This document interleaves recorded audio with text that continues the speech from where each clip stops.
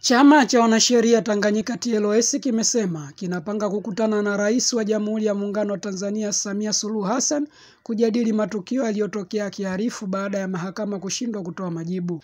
Akizungumza kwenye mkutano wa waandishi wa habari, rais wa chama hicho Bwana Mabukisi alisema hawafurahishwi namna mahakama ilivyosimamia kesi hizo. Kuna mambo kadhaa yaliyojitokeza.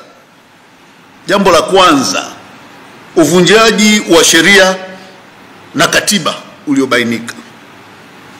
Kwanza, swala la uvunjaji wa haki ya usawa mbele ya sheria.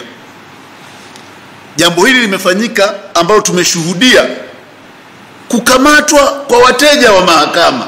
Unajua mahakama ina wateja wake, na mahakama ipo kwa ajili ya wateja wale, sio kwa ajili ya wakili au kwa ajili ya polisi.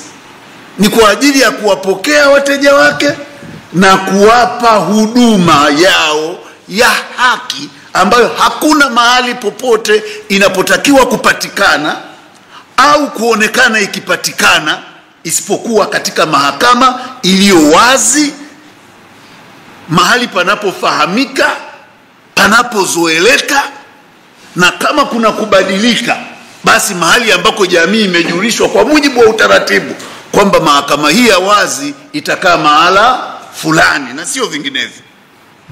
Kwa hiyo mwananchi anapoenda mahakamani ni mteja wa mahakama.